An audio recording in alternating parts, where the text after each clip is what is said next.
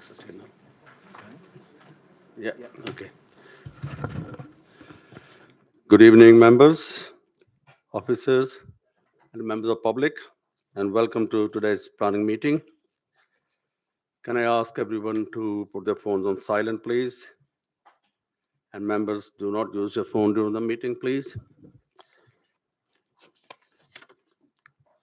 Right, I'm just changing the agenda order again.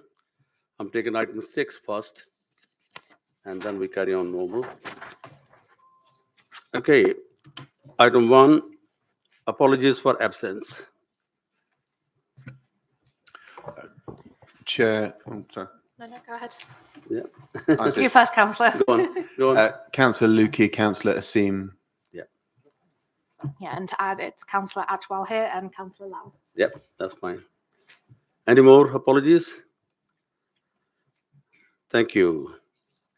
Declaration of interest, members? Yep,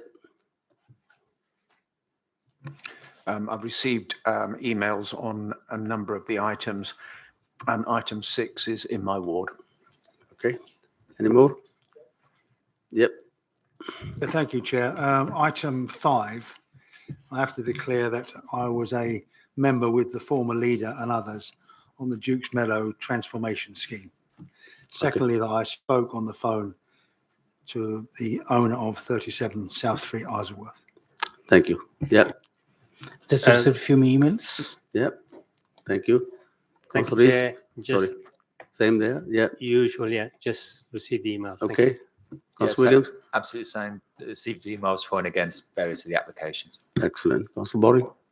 The same, I carried out a site visit at 37 South Street with an officer. Okay, thanks. I had the same. I had email on most items, so, yep, Councillor Zala? Yes, I have received many emails and Okay, thank you. Thank you. Right.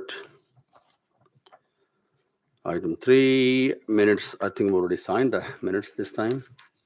So we already agreed the minutes. Yep. So that's fine. Thank you very much.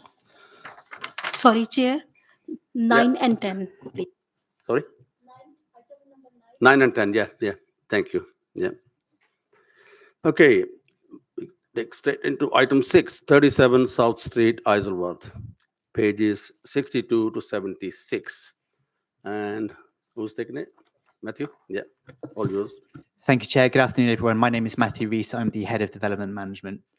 So yeah, this is 37 South Street. This is within the Isleworth ward, within the arrangement. What you're looking at here is 37 South Street is outlined in red. To the right of where you can see 37 written is an access way, which is going to be quite key to some of the speakers tonight. I'll draw your attention to number 35 as well, if that's okay, which is, again, just to the right of 37 South Street. The proposal is to change the use of the basement from an ancillary office area of the ground floor bookies office to an independent office. So it's subdividing the unit to create an office area at the basement level, which is at 22 office. Just going to walk you through some pictures. So first of all, this is the rear elevation of... Sorry, Chair. Just no, Councillor Nagra's here and Matthew's only just begun. Maybe Sister might want to restart. Sorry, Matthew, can you start again, please? All right. That's all right, all yours. I'll forgo the introduction. 37 South Street, Isleworth. This is in the Isleworth ward, the Isleworth Riverside Conservation Area, just west of Syon Park. Again, I'm going to show you the site location plan to draw your attention to 37 South Street is outlined in red. To the right of where it says number 37 is the access way, which will be subject to some representations. And then again, 35 South Street is just to the right of 37 South Street. So that's to the east as you look at it. The proposal is to change the use of the basement from the basement of a bookies office, which serves as an office for the bookies office, to a independent office with an independent access. The office measures 22 square meters. I'm going to show you some pictures. So this is the rear elevation of the property. So you're looking back to 37 South Street here. I'll have better pictures of the passageway further on.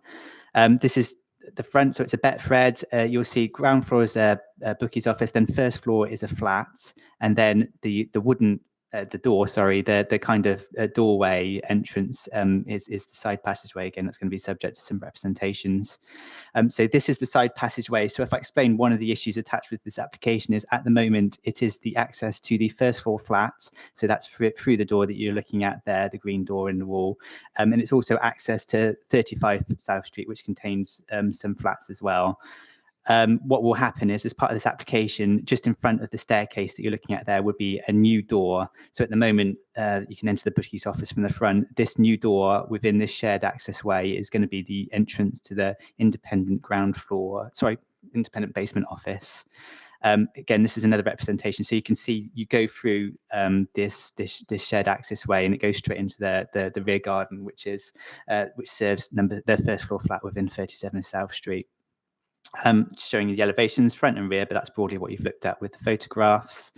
And then I'll linger on this a little bit. So this is the existing arrangement. So again, you can see the basement floor plan, which remains unaltered apart from the change of use. And so it shows you that covered access way. So at the moment, you can get into 37 South Street, the unit subject to this application, through the front from the street. And then the side access goes to the flats above and to the flats to the east of the site. The proposed arrangement changes the use of the ground floor to an independent office with stores, ancillary stores, and bin storage. And you can see that the new door goes into that shared access point. So if it's okay, I will leave it at that for the representations. Okay, thank you. Questions for Matthew, members? Yep. Councillor Todd? Thank you, Matthew. Where's the light for this room? It's going to be artificially illuminated. It's artificial lights. I'll presume that you're talking about standard of accommodation here. So for offices, we don't have the same standards of accommodation as we do for residential units. So that in itself, we don't believe forms a ground for refusing the application. Can I go to this new door? You've seen a lot of opposition to it, disposition and the access by other people. Would you like to expand on that a bit? Again, I can do, restricted to planning issues. So the door itself, it actually doesn't need planning permission. So they can put in this door, and in fact, they've got a lawful development certificate to demonstrate the point. You can put a side door in here, and then they can access the basement through this door without the need for planning permission. So it's the change of use that we're looking at tonight, together with the door. But just to reiterate, you don't need planning permission to insert a door here. Okay, in your help presentation, you talked about some contentious issues to do with dustbins or points elsewhere. Could you clarify that better? So I was pointing towards what I know what the speakers are going to say. I've seen their presentations and their objections. So they're going to talk about, sorry, I shouldn't presume, but there will be a focus on the fact that at the moment that side access route is for the red flats. Yeah, so as Councillor Todd points out, there's no natural light, so the likelihood is any office workers would be congregating, or I think loitering is the technical term, probably in that area. What consideration has been given to that, if any? So there are planning conditions attached to this application, which I'll quickly flick through and find for you, sorry. But it's to do with managing the use of that area and managing how they store their bins. Sorry, I'm talking while I'm getting the planning conditions in front of me. So yeah, so there's an operational management plan, the aim of which is to guide how the office operates and the hours of uses and how it will be used.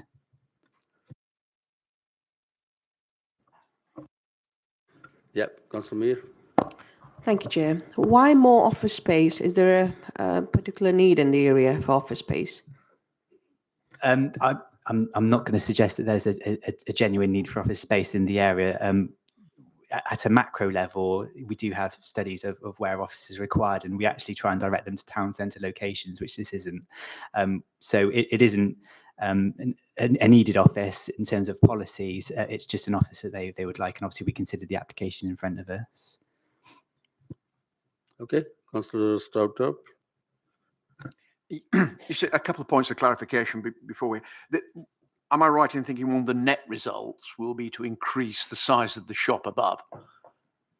No, there'd be actually a decrease in the betting office floor space because they'd lose the basement. So there wouldn't be any increase in No, scale. but what I meant is that the trading space of the shop increases because the office disappears behind. And no change to the ground floor unit. There's literally no change on the plans when it looks at the ground floor unit. There's no additional space there for that. Am I not go back? Am I not right in thinking, therefore, that what's called office there, that stairs does it, or it's just the outline seems to have been blurred? Yeah. So sorry. So the existing basement is ancillary to the betting office at first floor level. So they're just trying to split that off. And so it will no longer, the basement level will no longer be an office for the Betfred.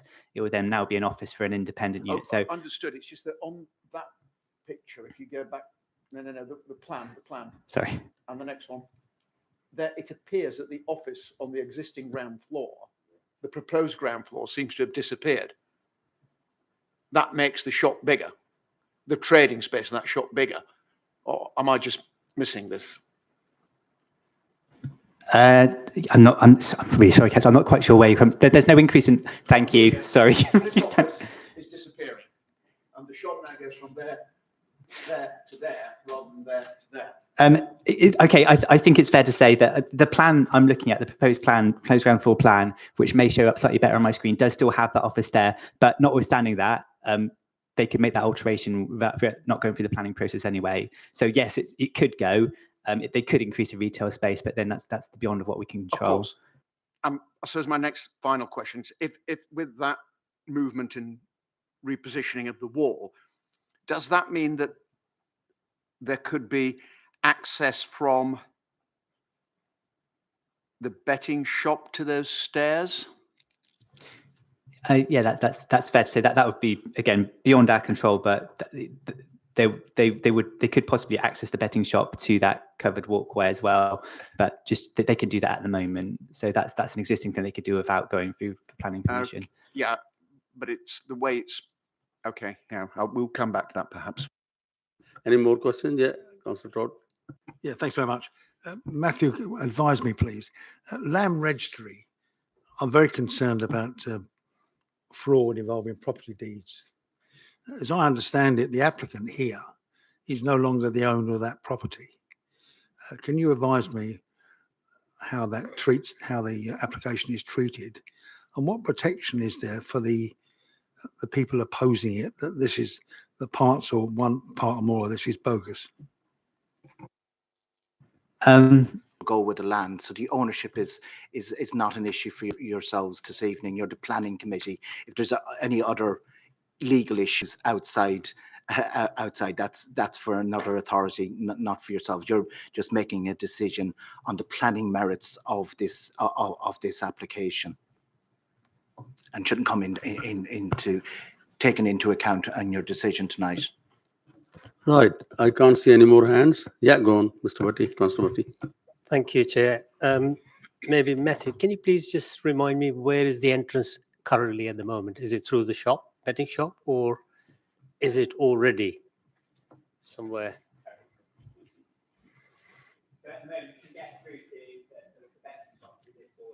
Right.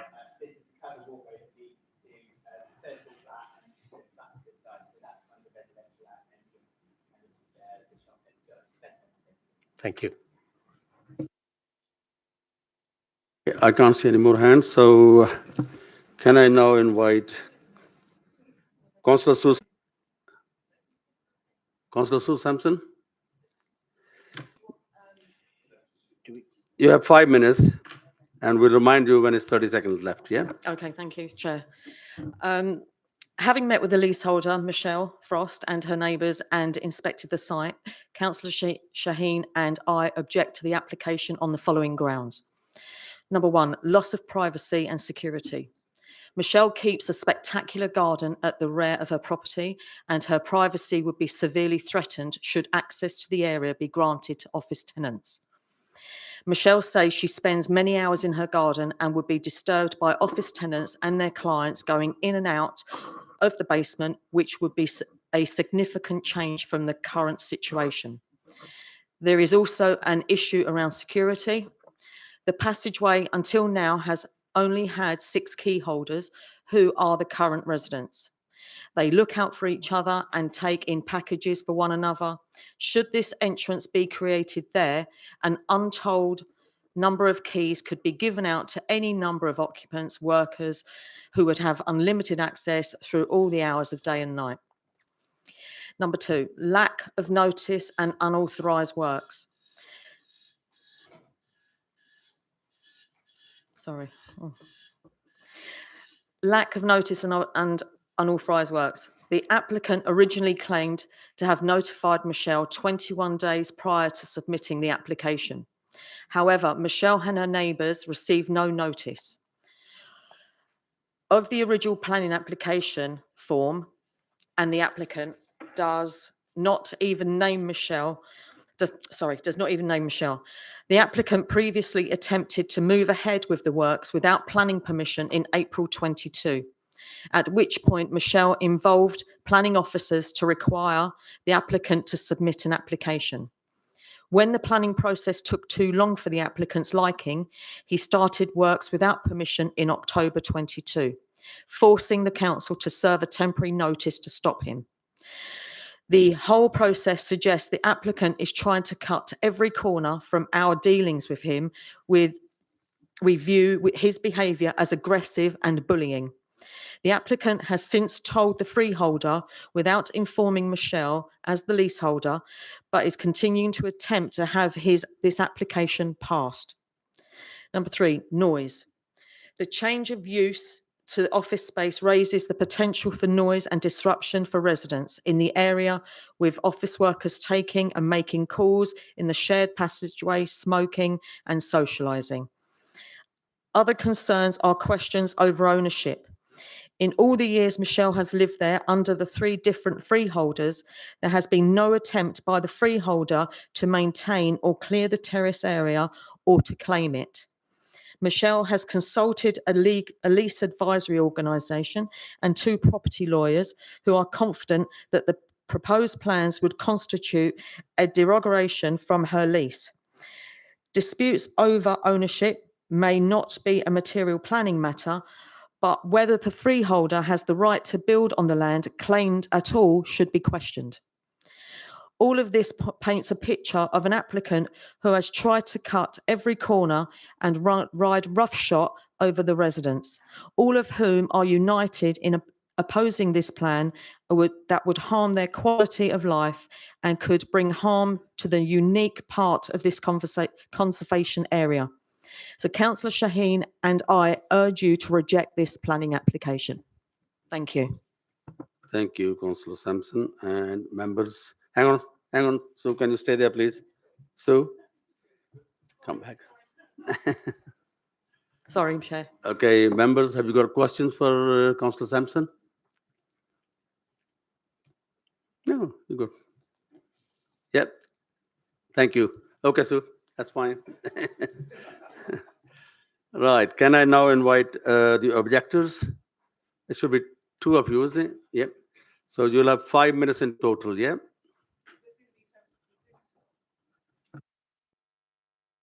Oh, thank you. Yeah. So there's going to be some repetition because I hadn't actually heard that speech. When I first viewed my flat in 2003, I fell in love with it immediately. Situated behind a big barn door at street level, there is a paved courtyard with 2 brick archways leading to 2 mature private gardens, one belonging to me and the other to my neighbour. The entrance to my flat is accessed off the courtyard via a small staircase. As a single woman living alone, this double level of security is exactly what I was looking for. Whenever anyone visits, they always say, "Wow, you'd never know this was here." And that's what I love about it. There are only 6 residents here, 6 key holders who enjoy exclusive access to the courtyard. We look after one another, taking in packages and passing on relevant news. It's a little community. Over the 20 years I've lived here, I've had 3 different freeholders. Well, 4 as of January, but that's another story. With the first 2, the relationship was amicable, professional, and inclusive. This all changed when the new freeholder took over 5 years ago. It was clear that his sole intention was to extract as much money as possible from the building and its inhabitants. On social media, he boasts about his talent finding weaknesses in leases and selling on undervalued properties at a much higher price. The letters started arriving immediately. My building insurance doubled. False claims and accusations were made about my adherence to my lease. Many of the letters were threatening and caused me to fear losing my home. For 5 years, I've been plagued and harassed, and every attempt to make profit from the building has been at the cost of the quiet enjoyment of my property.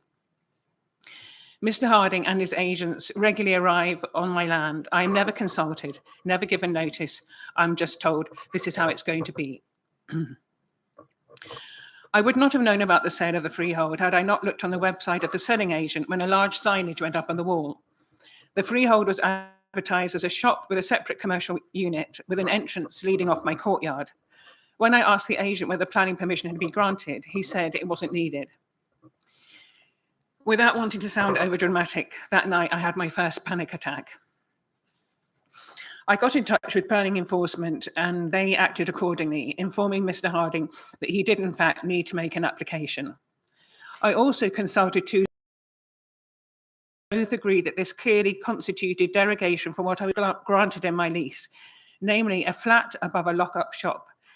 The basement has only ever been used for storage. I know this because my gas supply is located in the basement and I have to go down regularly to read the meter. So just to clarify, there is a door in the shop that takes you down to the basement. He thinks it's perfectly acceptable to knock an entrance off this private residential space and open it up to who knows what kind of commercial unit, destroying all the peace and security we have enjoyed for so long. The proposed entrance will not only undermine my property, but also risk severe damage to an ancient structural wall. I don't know what type of tenant would want to occupy a damp, airless basement with no natural light, or how many keys could be dealt out to random visitors, giving them access to our private street door and gardens. What is certain is with an absent landlord, it is I who would have to police any issues caused by the occupants, such as accessing the basement outside of office hours, smoking in the courtyard, speaking on phones, or littering my doorstep. I do not want to and should not be expected to have to manage a commercial thoroughfare potentially operating all hours of the day and night. With all this in mind, I implore the committee to refuse the applicant's proposal once and for all, so that we residents can return to the peace, the privacy. Can you just read the last bit? The privacy, the security, and the community that was granted to us when we bought our homes. Thank you. Thank you. Okay, questions for the Councillor Boring? Sorry. Are you okay? Yeah. Do you want water? Do you want water? Sure. And Nick's going to answer any questions. He wasn't with you let me know. Yeah, I wasn't actually consulted or notified of these plans and these changes. I think on the original plans that I saw online, I was missed off. Yes, So, absolutely. so the question I have, as I mentioned, I was able to do a site visit, and I found it particularly useful to sort of see, when I looked on the plans, I thought it was just a walkway, but just to see how that related to the sort of the garden space. So I wonder if you could just explain a bit more, either of you, about sort of how that passageway is used and how it relates to your gardens and the relationship with the front door of the flats and so on and so forth. Yeah, absolutely. I mean, the court, to us, it's a courtyard. It's not a passageway as it's been described. 35, the garden flat that I occupy and have lived in for 24 years, along with Michelle, we've always shared this space and made it nice. It's a place where we say hello and how are you and taking each other's post. We have our front doors open during the summer. we can afford that security because we're the only occupants. I mean, on the application, it said that it's primarily used by residents, it is exclusively used by residents, and has only ever been exclusively used by residents. So it's to suddenly suggest that the freeholder has always had access, or the people in the shop have had access, is a complete untruth. None of them have keys to that red Yeah. door. Yeah, none of them have keys to the red. None of them have keys to the red door. So as you can see that green door there, that's always been my way to get to the garden, and I will be often sunbathing, and I will often be with a cup of tea, not fully dressed, and I feel that that's my right to go to my garden and sunbathe. If I've got strangers essentially coming in and out of that door, that will no longer be my right. I'll have to lock that door, that gate to the garden constantly. I'll have to come down, open the gate, dressed, go into my garden, and then get undressed. Yeah. You know, it's just It's the main passage that we use to access our gardens from our house. Councillor Boring, have you got a supplementary there? Yes, and so it's and just to clarify that at the end of that, that's the garden, so that the courtyard or passageway actually overlooks the gardens. Is that correct? Yeah. And regarding the freeholder, yes, that's the photo. Yeah. there we go. In your lease, does it say that if he wants to gain access, he needs to request that, or can he just? What does it say in your lease? It says in my lease that the freeholder and his workmen have a right with notice to come and do repairs. If it's an emergency, they don't have to give me notice. So the only way they have come round when I haven't been given notice is through the fire exit, which has involved them actually, the poor Betfred manager has to let them go via the tills and the safe. So he knows, and Betfred knows, they can't come through the red gate, the red door. They have to come through the fire exit. Rightfully, he should, or they should give me 24 hours notice and say, we will be coming to do repairs. It's not, it's just a right of way. Thank you. That's brilliant.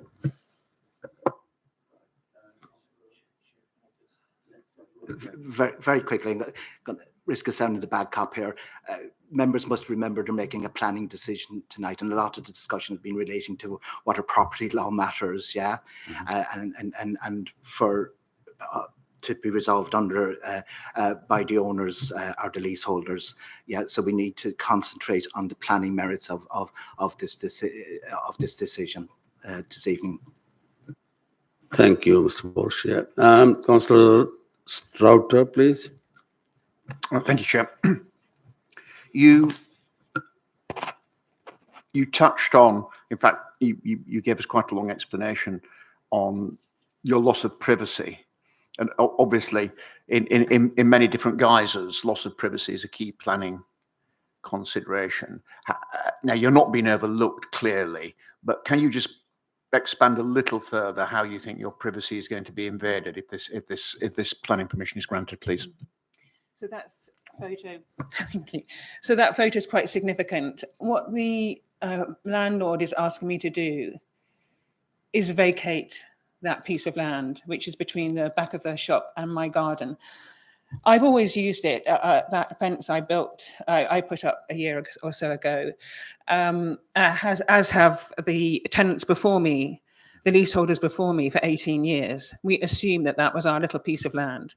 He's asking me to vacate that, which means that any potential occupants of the commercial unit could potentially store their bikes there. And in the statement, he has put a bike storage in that. So essentially, that is where my garden is.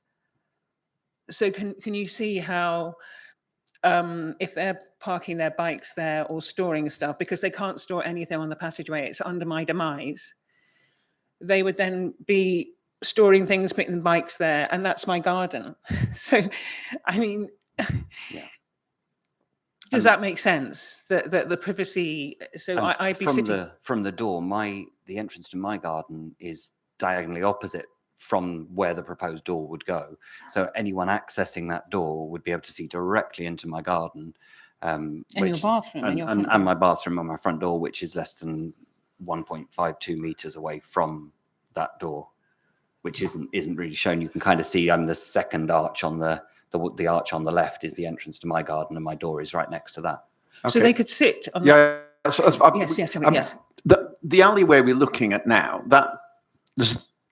you've got that's your access to all your properties. Is that, that's correct, yes. obviously. So that's from the red door. And if I understand what you're saying, you're concerned that if an office is there, given it's an office without any natural daylight, that people will want to stay there. Can you imagine in the heat? And with no ventilation or windows down but there, you're concerned the door about, of will be course, is left that open.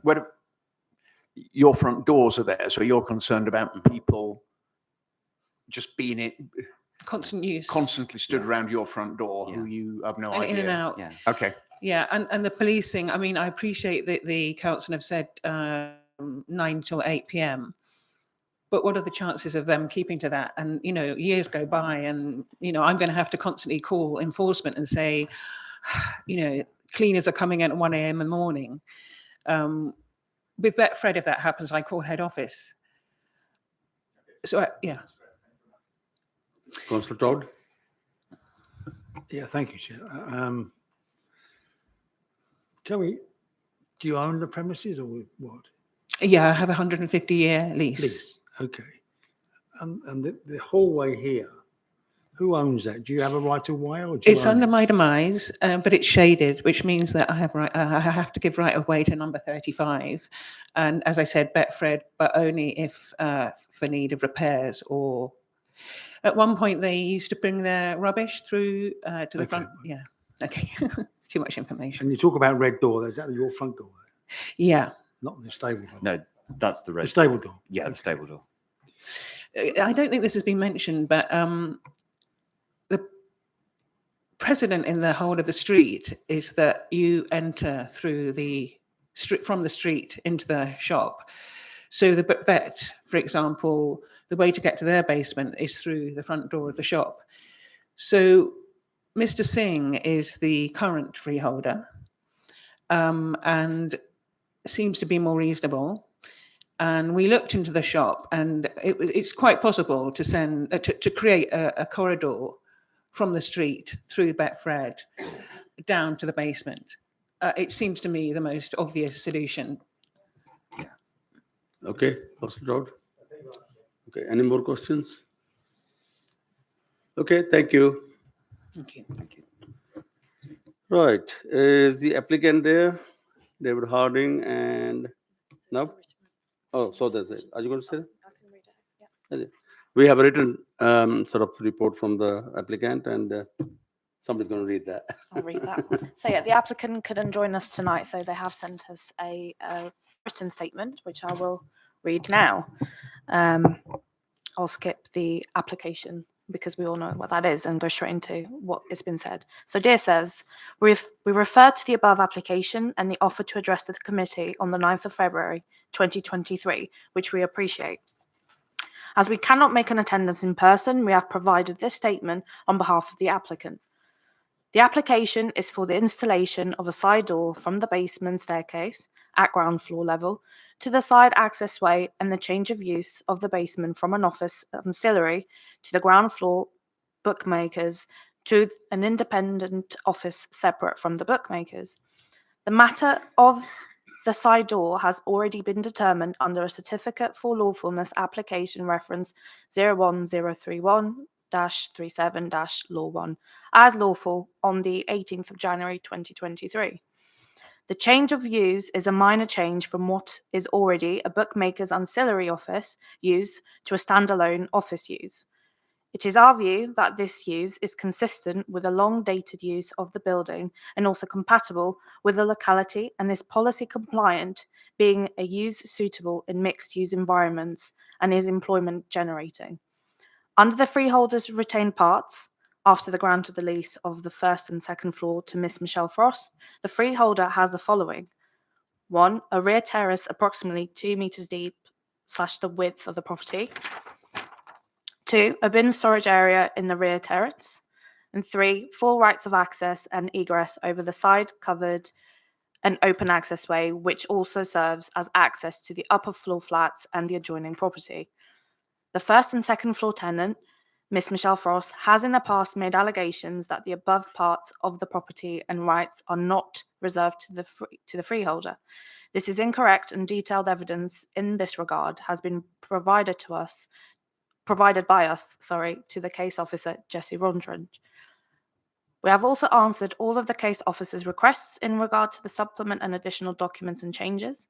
We have provided a review statement, and through the freeholder remains an external refuse area which requires the new proposed user of the basement to contain their refuse within the basement area and have it specially collected. We are unaware of any policy objections that the LPA consider to be valid in regard to the proposals. We understand that the only objection is in regard to the upper floor tenant, considering the freeholder does not possess the rights to undertake the works proposed, which, as we have demonstrated in detail, is not a valid objection and is incorrect. We would ask the committee to approve this application to allow the basement to be put to a use that will benefit the borough and provide employment. Thank you. I'm afraid we can't ask questions. Chair, can I just note something? The applicant in this letter addressed it to Dear Sirs, and I'd just like to state that this planning committee is not made up of exclusively sirs. Anyway, okay, back to Matthew. Thank you, Chair. Not much to add other than to reiterate what Jimmy said and just reassert there's only so many things you can control through the planning system, as the applicants have already demonstrated. They can already put a side door within that property and gain access to that without the need for planning permission. So they're trying to force home the point that they can do this anyway under planning. And then obviously there's the issue of access rights, which is outside of the remit of this committee. I'll leave it at that if that's okay. Members, any more questions for Matthew? Yeah, no? Okay, sorry, go on, Councillor Williams. So it's going to become employment space. How many employees? How many people will be working out of this office? Do we have a view on that as a committee, as a department? So 22 square metre office is what is proposed. I did check what the health and safety executive suggests is how much office space per person to have, and that's 11 square metres. So that would indicate sufficient office space for two. But as maybe you're alluding to, yes, you could have more in there. That would be beyond our control. But two would be a reasonable average, an average for that sort of space. Okay, I'll open for debate. Anybody? Yeah, Councillor Boring. Yeah, so Jimmy, I fully take on board your points about what's a planning issue and not. I think some of the questions that I was asking that pertain to legal matters, I think is helpful to understand how the residence is used, in that we can understand the residential amenity. And I think in planning terms, the impact on privacy, but also on the impact on residential amenity is what's key here. And this is all, it's a little bit of a confusing mess. The applicant isn't the freeholder, but was the freeholder, and there's a new freeholder, and the applicant couldn't come, and it's all a bit of a mess. But I mean, having been down there, having done a site visit, having seen the gardens, having seen the courtyard and how it's used, it is my opinion that having a commercial premises there with people in and out, I think Matthew said there would be a sort of a plan to stop people loitering in the outside space on the stairway. I'm not, we're all councillors. We've all done case work where we get enforcement down because people aren't following the planning rules. I'm not convinced that would be followed. I think it would have a real material effect on the residential amenity of the property, which includes the garden. Residential amenity covers the garden as well. I think that's right. So I think we should refuse this, but I'm willing, if anyone else wants to contribute, I'm willing to hold it. Was there something, Mr. Boring? If any of the members want to make a comment or other thoughts, I'm happy to hold, but otherwise I will. So, okay. For that, anybody seconding? Well, hold on, yes, I'm proposed. So you want to, okay, go on. Yeah, I mean, I was just wanting to say quickly, I mean, we're asked to weigh up benefits versus harms on a planning committee in planning terms. I'm actually struggling to see any real benefits from this conversion. It's a small underground space with no natural lighting. It's going to require a new entrance to be wedged in next to an existing residential property and stairs down. And who's going to want that space and who's going to use it? And you're also taking away a basement from an existing retail unit that could become a 2-level office building if it wanted to be. It feels like we're creating 2 suboptimal uses out of one reasonable existing building that's been working and is still a viable space as it is. I just don't see what benefit we gain from this change, what planning gain there is. And I think, as Councillor Barron has said, it's the loss of privacy, the loss of security, and the noise and disruption that will be felt. It seems that the harms for residents are quite real in this case. And that if nothing else, the legal things do seem to bring home just how tightly packed that space is and how a change of use in that area fundamentally changes the nature of it for the people who are there. So on that basis, I agree with Councillor Barron, but I'll let him propose. Yeah, I propose, Chair, we refuse this application. Okay, and Councillor Meary is seconding. So it's proposed second. And yeah, Matthew? Sorry, everyone. Just to clarify. I think privacy is one of them. So we've got noise, general amenity concerns. Councillor, you said it fine, planning terms. What Councillor Williams actually said that Councillor Bowen didn't, he added security to it. Security can be secure by design is a planning issue. It's embedded in the London plan. So I think there's been 2 reasons proposed there: the amenities one and the security one. So you'll be voting on them. I'm sorry, Councillor. I was assuming you were doing a balancing act when you were talking about the loss, not suggesting that the retail unit be compromised. It was more like I don't see the benefits in this balancing argument. So I wasn't thinking that was a reason for refusal. Correct me if I'm wrong. Sorry. Well, if you think that what I said can be, I do think it is suboptimal as a retail, as a sort of an office provision. Yeah. Also, regrettably, the applicant's not here, but I don't know whether it's a genuine. But I think there's a severe lack of clarity on what the use is going to be. Office, storage. Looking at it, I have grave concerns that this would actually ever be an office, and sadly, the applicant's not here to put that to them. So I'm not convinced by what the applicant is saying in their usage either. So I think what you've both referred to there is whether if I reform it to suggest you're concerned about the use of this unit, whether it would be filled, whether it would operate correctly, and that might compromise the retail frontage because you'll be losing a functional retail unit. So that again is, if you're worried about the loss of a retail unit in that frontage, then I don't believe that's a particularly strong reason for refusal, because pretty much what's there at the moment is staying. But again, that's for you to decide. Yeah, I think it's the potential impact on the existing unit and making it just less viable overall. But I think that loss of privacy, loss of security, noise and disruption to residents, harm to residential amenity, I think that's the fundamental crux of the opposition. Matthew? No, it's all right. No.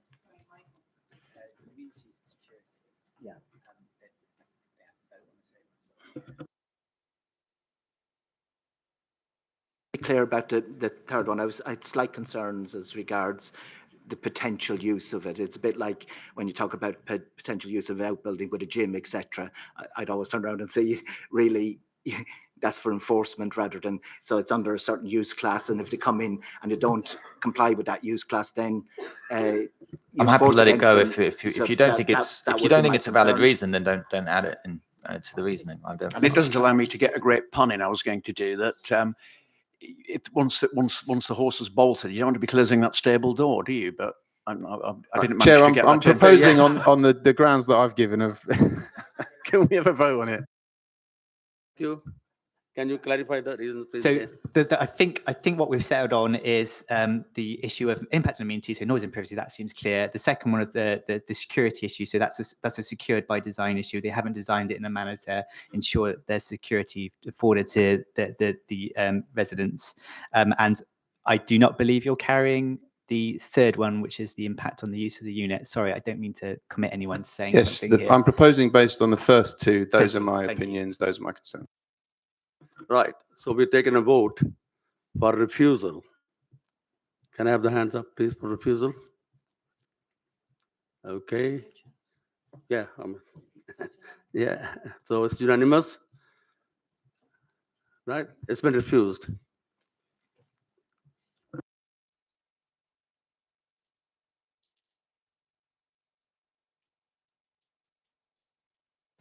I suppose we have applicants for the first item now?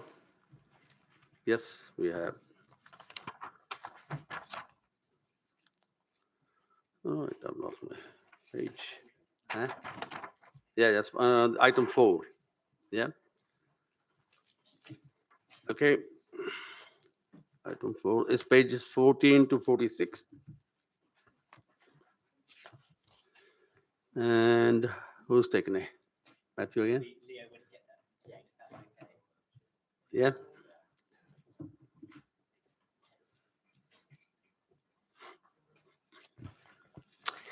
Good evening, everyone. My name is Leo Hall. I'm the case officer for item 5 on tonight's agenda, which relates to Lincoln Holt Mansions in Stamford Brook in the east of the borough. So just to get your bearings quickly, I've got the site location plan outlined in red here on the aerial image with the annotated 3D image here. And I think this one's a little bit more clear about for the purposes of explaining the context. But essentially, yeah, the property is an Edwardian 3-story mansion block, which sits on Stamford Brook Avenue. It's located opposite the filling station on Goldhog Road, for anyone who knows it. And it forms one of a pair of mansion blocks of similar design and similar era, which are together collectively known as Lincoln Holt Mansions.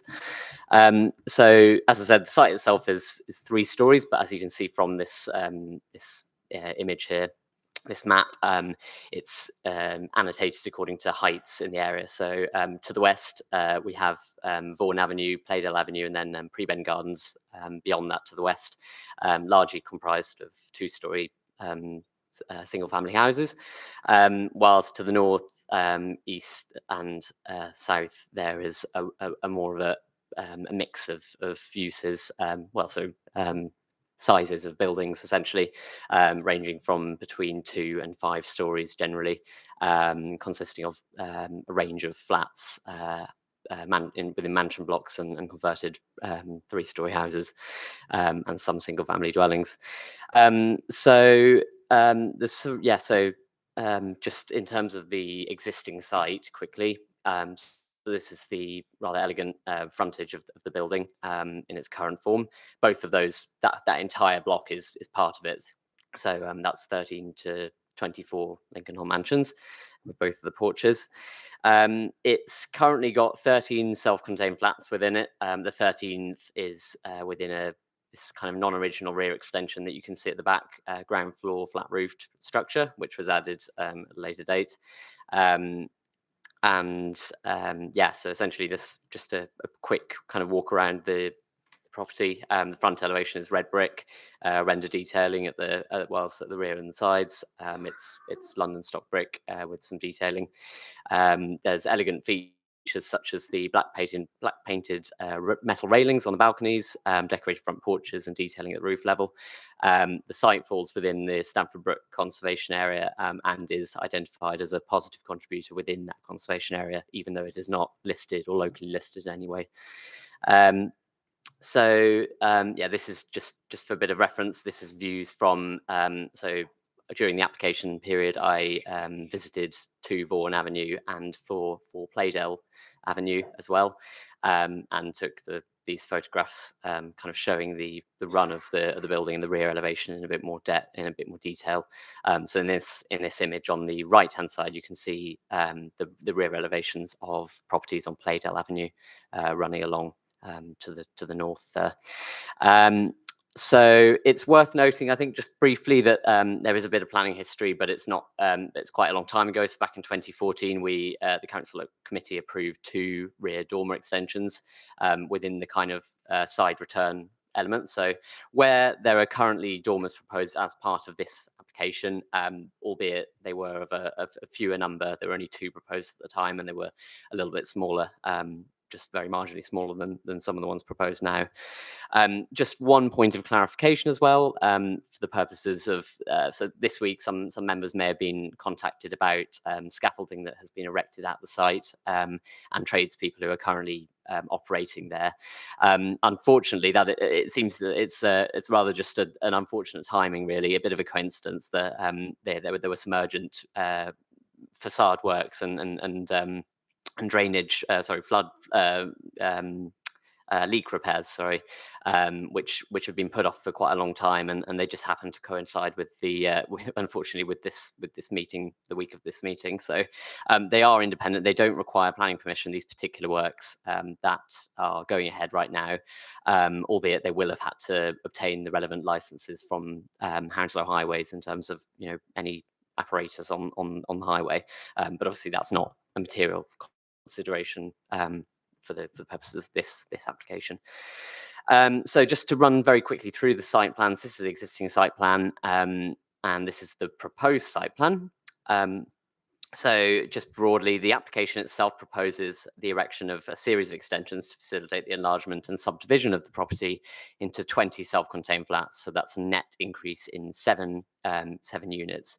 Of those, the total mix, obviously with the subdivisions as well, there will be 12 1-bedroom, 2-person flats, 6 2-bedroom, 4-person flats, and 2 3-bedroom, 5-person flats. So that's an overall increase in 13 bed spaces from the 45 existing at the property.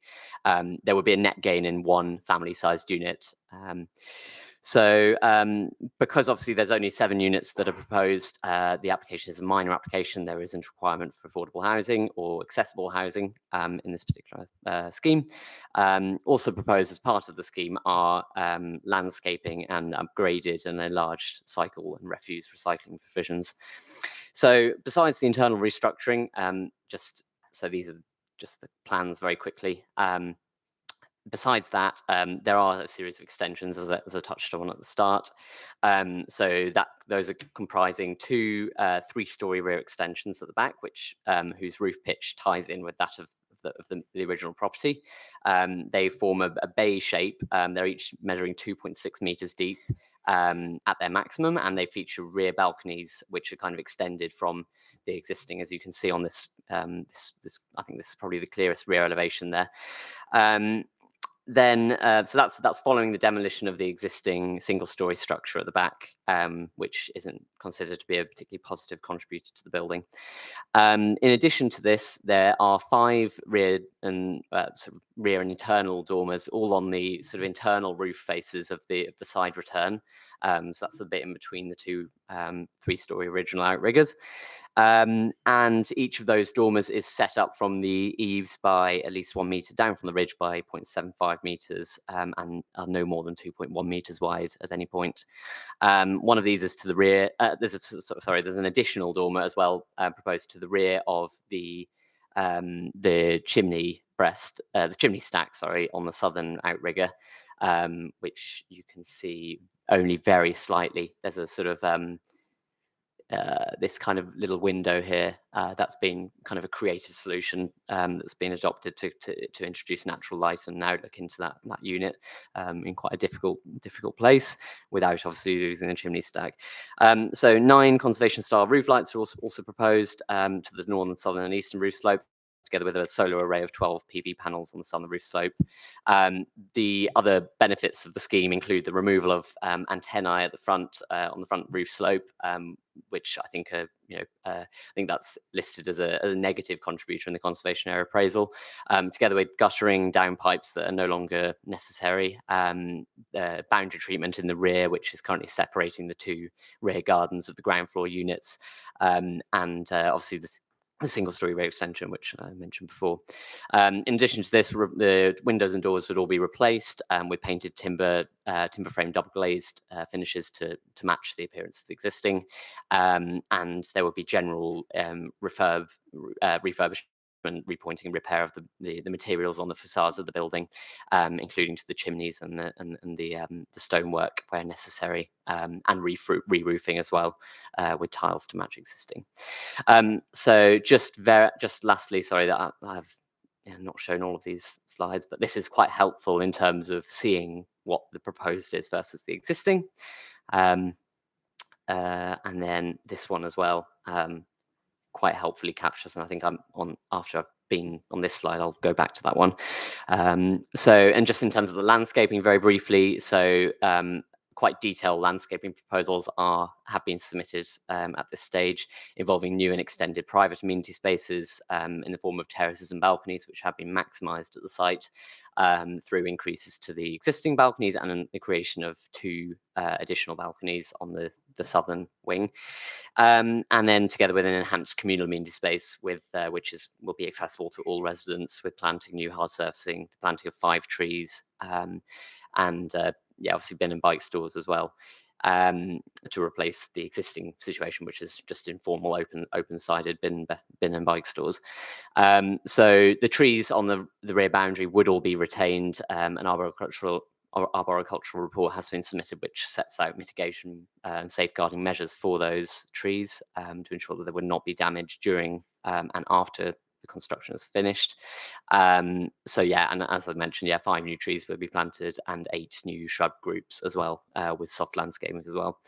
In terms of sustainability, 35.5, I think, % carbon reduction would be achieved on site. Obviously, the historic limitations of the building do have to be factored in there. But I think that was shown to be the maximum carbon reductions that could be achieved for the site, and the surplus would be offset through a legal agreement which would secure a carbon offset fund of £72,000 contribution, approximately. So I think that's it for the context there. So any questions? This one, sorry. Yes, of course. Thank you, Leo. If you look at the addendum report, there's a typo. It says item 5. It's item 4 we are taking now. Okay. Right. Questions for Leo? Nope. Yeah, go on. I'm assuming that all the chimney stacks are there for architectural purposes. They're all effectively redundant these days as functioning chimneys. Is that correct? As far as I gather, yes. Yeah, can you help me, please? I'm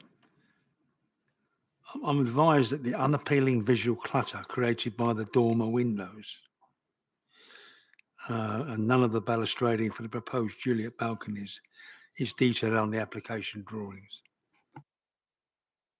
So I suppose the cluttered nature of the dormers, is something that we can discuss in a bit. But we have come to the conclusion that 5 quite small and modest dormers would not be disproportionate to a rear and side roof slope that's not visible from the public realm. I think on the point of the Juliet balustrades, planning condition would be put in place to secure final details of landscaping and all and that part of that, and materials as well. So all of that would come into that to ensure that the finishes would match the existing finishes of the balcony balustrades at lower levels to ensure consistency. Just give you the opportunity. Yeah. The whole area is covered by the Stamford Brook Conservation Area, which is, in my view, a very good document, a very thorough document. Yeah. Have we trespassed around the edges there or not? No, I think really, I mean, obviously we do approve, roof extensions within the Stamford Brook Conservation Area. It's not that they're, prohibited because it is a particularly good quality of a conservation area. They just have to be, modest and sufficiently proportionate to the roof slope. Obviously, that's a matter of opinion for two sides, and it can be discussed. But we've come to the conclusion that the dormers proposed would be discreet enough; they would not be visible from the public realm, and they would respect the original features of the building in its historic integrity. Very helpful. Thank you. Thank you. I can't see any more hands, so can you turn your microphone off, please, Councillor Todd? Sorry, Chair. Okay. Can I now invite Councillor McGregor, please? No, that's the way we do it. Take the councillor first. That's the procedure, Councillor McGregor.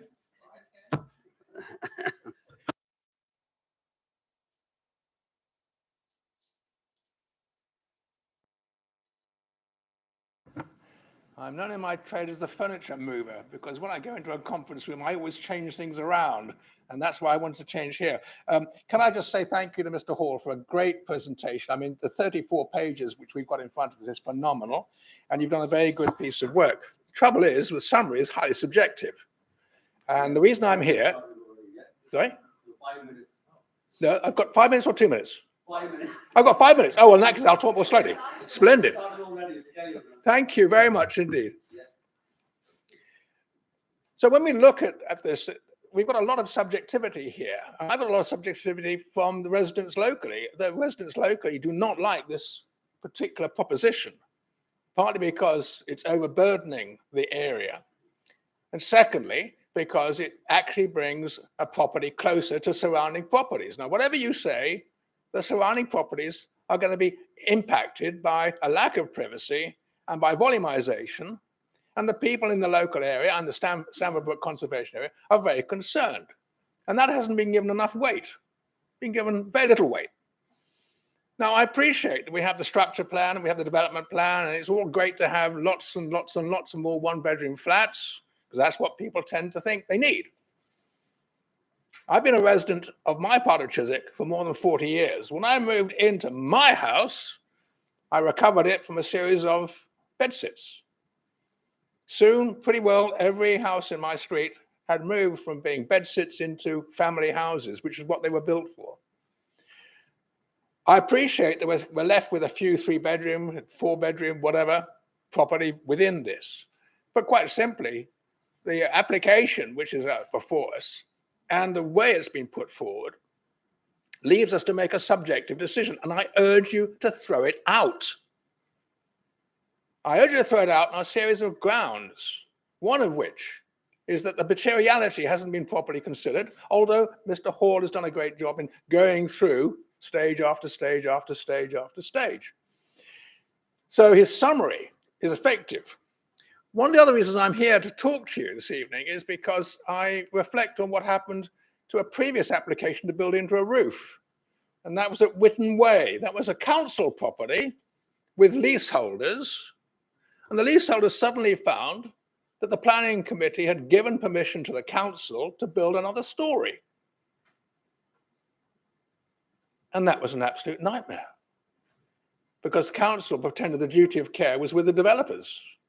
And the developers said the duty of care is with the council. I do not want to put my residents into that perspective again. I do not want to have the same thing happen, which I fear will happen. A planning permission may be granted, and then the residents are left to hang out. It's not fair on leaseholders. It's not fair on private tenants who are statutory controlled, because they will have to put up with a huge amount of activity which they didn't cause. Now, these are issues of kindness to the people we represent. These are issues that we have to take into account.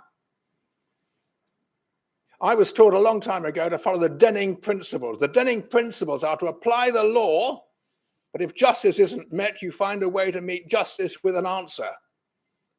So my answer here is that this property proposal does not cut the mustard.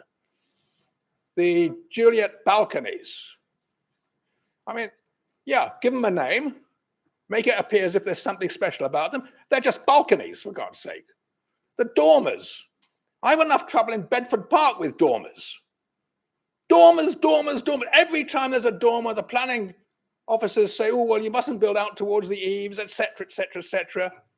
And yet we've got dormers coming out of our ears here. It's ridiculous. And it's a pastiche. That's the point. It's a pastiche. It's not reality.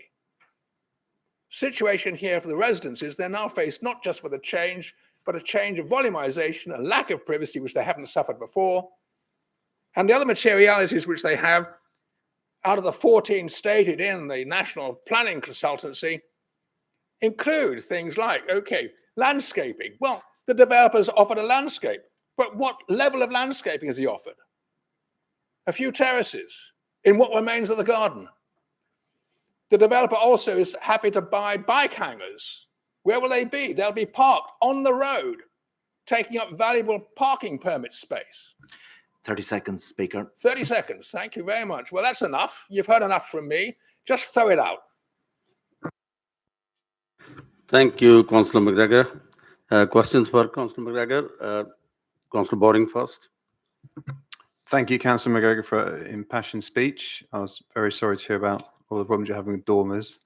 So I was listening particularly with interest to look for things that are material planning considerations. And the two that I picked out from your speech was one on materiality, which I didn't fully understand the argument you were making. So I'd like to offer you some time to explain that a bit. And also on lack of privacy. And I wondered if you could point towards any compliance thresholds that haven't been met in terms of privacy. I assume you mean overlooking. Well, of course, the fact of the matter is, if you build a 3-story extension, you're bound to have privacy issues. And it's the #1 materiality in the planning guidelines.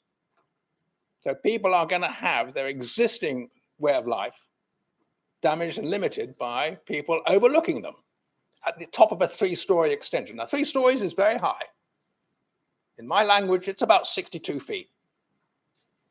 And that gives people a chance to look a long way, a long distance. I have a study in my home which enabled me to see the Grenfell Tower go up in smoke, which enables me to see the Shard because it's 62 feet up. I get a good vista. I could look at into gardens next door and around me if I wish to do so, which I don't wish to do so. Thank you. And on, when you talk about the materiality of the building, what were you meaning by that?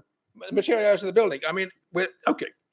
Let us consider the question of the nature of what we see here. Okay, and the materiality of the building itself is it is grossly oversized for the site it occupies or will occupy. And the materiality of that oversizing means it has an impact on the built environment, particularly in the conservation area. The conservation issues mentioned by Mr. Hall, quite rightly, don't go far enough. Now, this is not a listed building, but it's a very important area. Thank you very much. Let me just finish one thing. Yeah. Okay. On another matter, I'm very keen to have lots of private investment going into Chiswick. Very keen. Thank Very you. keen to have lots of properties developed. Very keen. But in this case, nah. Thank you. Okay, Councillor Strouter, please. Yeah, thank you very much, Councillor McGregor. And I think you put your own finger on it when you said that the overwhelming amount of objections was sadly subjective. And as Councillor Bowring mentioned, that what we're looking for is something that we can, if we were to accept objections to this, we would have to hang it on valid planning concerns. And I have to say, in my limited experience of sitting on planning committees, it is usual that councillors and objectors fail to recognise that, and they hang on the subjective rather than the objective. And I think that's what you've done. The only one I picked out was the overbearing. And if you look at the report at paragraph 7.32, that's addressed. You also picked up on a point of that once planning permission's given, the gates open and off we run. Well, that rather undermines the excellent work done by our planning enforcement officers, whose job is actually to stop that happening should planning permission be granted. What's your comment on that? Do you doubt the efficiency of the planning enforcement, sir? I think you misinterpreted my remarks entirely. I said that the summary had a lot of subjective issues in terms of undue problems. Let me just check this for you. Hold on a second. Let me get it up again. You can sit and you can give the answer. You yeah, can sit. Yeah, there would be no undue issue. Now, let me explain why I'm so much into this. Is because when we passed a planning permission to build into a roof, the end result was hell for the tenants and for the leaseholders. And they were London Borough of Hounslow tenants, and they were London and Borough of Hounslow leaseholders. I do not wish to have that sort of situation posed from the residents whom I represent in Homefields. The other thing is that materiality is the key thing. And if you are subjective, and some of the things that were placed in the summary are subjective, I don't think there'll be any undue. Undue, what does that undue mean? It means, oh, we're not quite sure we can measure it. Similarly, if you look at the model for the CO2 recovery, I'm not a scientist, but Mr. Hall may want to put us right on that. What model were they using? And did you actually define the model with them? Any more questions? Thank you, Councillor McGregor.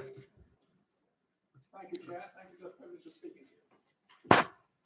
Okay, can I now invite objectors? Francis Dartford. Chair, may I just say something before the speaker speaks?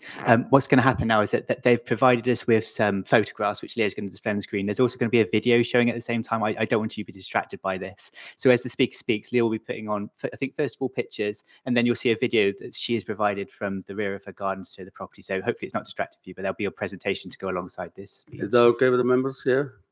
Should we find yet?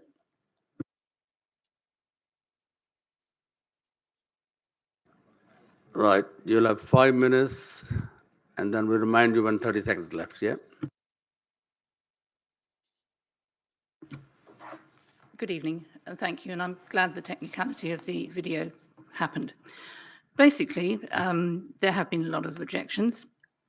The overall view, and these are just brief notes based on the objections to the application covered in letters and the comments on the planning officer's report. Their photographs will be shown in this video. Basically, it constitutes an overdevelopment of the site, and it's a difficult site, and the densification of the Stamford Brook conservation area unacceptable to us in that wonderful conservation area.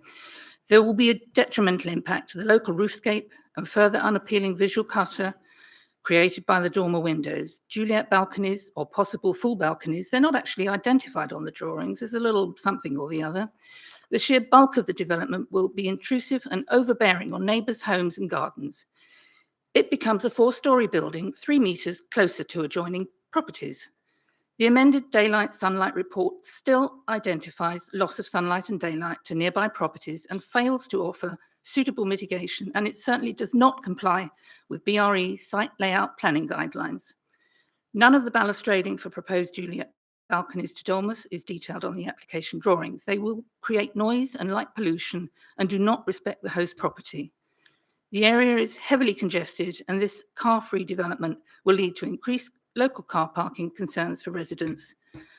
The loss and serious damage and impact upon existing mature trees in the vicinity of the development. New foundations will impinge on the root protection zone. The considerable levels of disruption during construction, with increased traffic and reduction to available parking, use of heavy machinery, and increased levels of dust and noise affecting local people. These things have to happen, I guess, but it's a difficult area to work in. There are serious heritage concerns regarding the effect that the proposed development will have upon the character and setting of the Stamford Brook Conservation Area.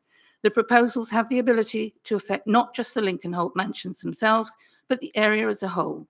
As such, the application should be refused due to the harm that it will cause to heritage assets in the area. As specified by the NPPF and Historic Environment PPG, the proposals are also considered contrary to the provisions of Policy CC4 Heritage of the Hounslow Local Plan 2015. As this development represents the addition of dormer windows in a conservation area, it should be refused due to the negative impacts on the area's heritage, as have similar applications failed, even after appeal. We believe that the development would create substantial harm to non-designated heritage asset and as such should be refused on these grounds. Finally, the proposals represent a complete disregard for the amenities interests of the residents of both the Lincoln Holt mansions and the neighbours in the area. Whilst the existing development does already overlook some neighbouring properties, the additional 3-storey extensions plus roof conversions protrude further and are angled in such a way as to increase the potential for overlooking, especially in the northwest. This can be seen by a number of the windows, 136, 112, 90, 63, 39 and 15 in the daylight and sunlight assessment drawings.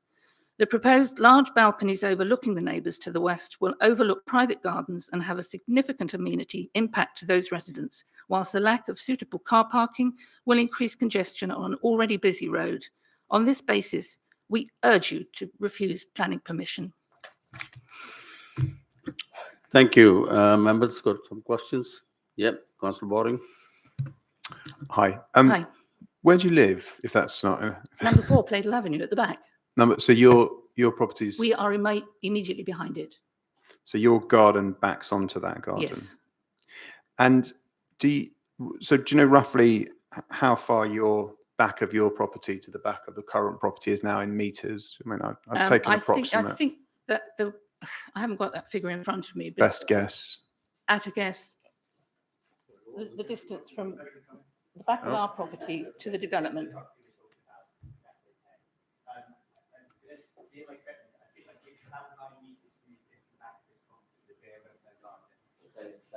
So I think the existing, it is about 7 meters. I think with the proposed extension, it would be about 5 meters between the rear elevation as proposed and the rear boundary. The total separation distance between the rear elevation of the extension and the closest rear wall at number 4 and the properties on Plaidle Avenue will be approximately 22 meters. So it's going from 25 meters to 22 meters? Yeah, approximately. Although it does depend as well where you're looking from, because on the existing building there is actually there are actually balconies and a small sort of projection. So beyond that, the extension proposed would actually only go out about just over, I think, 1.7 or 1.8 meters. So that's beyond the existing. It approximately brings this the property in question about 10% closer. Yes, exactly, a couple of meters closer. About 3 meters. Yeah. Right. Could you just clarify a phrase you use, which I've just never heard it before? A non-designated heritage asset. Well, obviously English Heritage have their English heritage properties. This I would describe as a non-designated, but it is a heritage property. It's an Edwardian building. Of course, but by whose definition is all I was coming to, really. What, a non-heritage? Yeah, who's defined it as a heritage? I think basically we've had some planning advisors. That's their view. We agree with their view, and other objectors Okay, and the that's fine. neighbours too. Thank you. Thank you. Right. Any more questions? Nope. Thank you. Thank you. You can take your seat. Yeah. Are you going to show the photos and the video? Okay, I think the video is important. Yes. Thank you. Right. Okay. Can I now invite applicant Helen Cuthbert, please?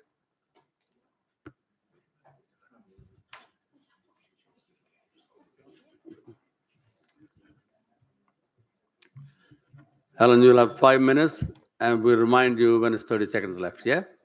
Thank you very much.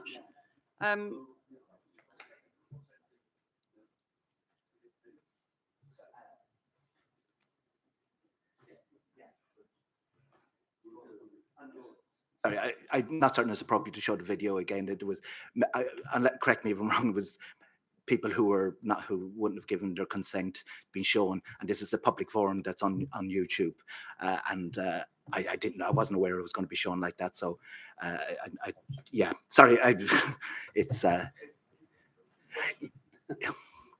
He's saying we can't watch the video on there because there's people on it that didn't give their consent, and this meeting is being shown on YouTube. I did watch the video when it was up. I'm sure other members did too. Right. Okay. All yours. Thank you very much. I've been involved with the refurbishment and upgrading of Lincoln Holt mansions since Dorrington bought the freehold of the property about 4 years ago. Dorrington are a commercial and residential landlord who specialise in acquiring and refurbishing tired and often historic buildings. They take great care in looking after the properties and their tenants. This is a really considered and detailed proposal before you this evening. We've been working carefully with your planning and conservation officers and excellent architects to design a scheme that allows for internal reorganisation of the property, to upgrade the fabric and introduce some new flats. The Edwardian mansion block flats tend to have lengthy corridors, galley kitchens and undersized box rooms when they were built. And what we're proposing is a more efficient layout, which allows for the additional flats. We're also introducing 2 bays to the back of each wing. The bays, as you've heard, are only 2.6 metres deep, but allow for better balconies and an open plan kitchen living room to the rear of the flats. 2 flats are also incorporated into the roof space, and as your officer said, that's previously been granted in 2014. All flats are dual aspect and will have new decoration, newly fitted kitchens and bathrooms, and they've been designed to suit the needs of the rental market and young professionals and sharers. In addition to the internal improvements, the proposals incorporate new landscaping through removing the single-storey unsightly ground floor extension. It also introduces new cycle storage and improved bin storage. 3 cycle hangars, as you've heard, are also proposed for any additional cycle parking need. The back yard is currently just hard standing, so a beautifully planted new communal garden is a significant improvement for residents and for biodiversity. Added to which, the building will be fully insulated with new timber-framed double-glazed windows, the installation of photovoltaic panels, reducing carbon emissions by 35%. Concern has been raised about the scaffolding that went up this week, but can I reassure councillors that this had nothing at all to do with the planning application and is in relation to the stonework and balcony repairs to the front of the property being undertaken by stone specialists. Residents of the mansions were notified of the works by letter in January and then again by email in February.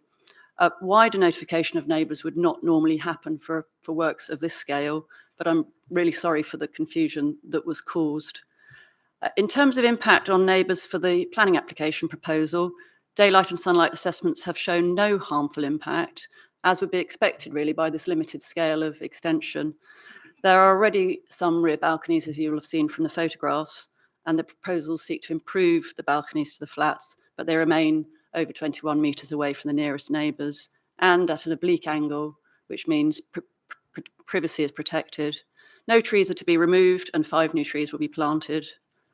And the residents of the new flats will not be able to get parking permits, so there will be no additional pressure on parking. The tube station at Stamford Brook is a 2-minute walk away. There will be a full construction logistics plan for the development should it be approved this evening, and work would not commence until the Section 106 is signed and all the pre-commencement conditions are cleared, and of course contractors appointed. This is likely to be by late summer at the very earliest. The proposals represent a significant investment in this Edwardian mansion to refurbish and enhance it for the next decades. It is a great example of retrofitting to improve insulation, energy efficiency, and urban greening to help meet our housing need and environmental challenges in a sustainable manner. In summary, an application for small extensions to the rear of the mansion block, introducing a bay, allows for significant improvements to the whole of the Edwardian property. We think it's an exemplary proposal in line with the Mayor's focus on small sites. It creates better homes and a greener environment. I would be happy to answer any questions that you have, and the architect is also here if you have any further questions on the design. Thank you very much. Thank you. Councillor Bowring first. Thank you very much. So a couple of questions. So he says it's going to be car free for the new flat. So was it 13 flats and it's going to 20? Is that? Yeah. So the new 7 flats are ineligible for CPZ permits, but the existing ones retain that use. And this question around cycle hangers. What's happening there? We've put in some cycle parking within the rear garden, but it's a question of balancing amenity needs and garden space with cycle parking needs. And in conversation with your officers, we felt it was most appropriate to have some in the back garden and some in cycle hangers, and that's paid for through a Section 106 contribution. So how many cycle hangers? So that's the. It's like take up a car parking space, and you. That's right. How many of those will be there? Three of those. And where will they be? Well, that hasn't been decided. That would be part of the discussions with the council once the Section 106. is Presumably signed. somewhere on that road In near the to the vicinity, but property. it wouldn't necessarily all 3 be directly in front of the property. Councillor Williams. Hi. Obviously, it's been put that the proposals aren't necessarily honouring the heritage, unlisted or otherwise, of the building or the conservation area. I was wondering if you could talk us through exactly what you are doing in terms of the heritage, because I'd like to understand better what you're trying to achieve. Yes. In some of the photos, you'll have seen that at the moment there's it's flat. I think it's flat 13A, which is a single-story rear extension that was bolted on to the back of the block some years ago. I think in the 80s. It doesn't appear to have had planning permission when we looked at the records, so it's just gone up. The windows to that are horrible. The flat roof is horrible, and it's quite unsightly. So actually, what we're doing is very much tidying up the rear elevation. Careful design, integrating the chimneys with all of the dormer windows.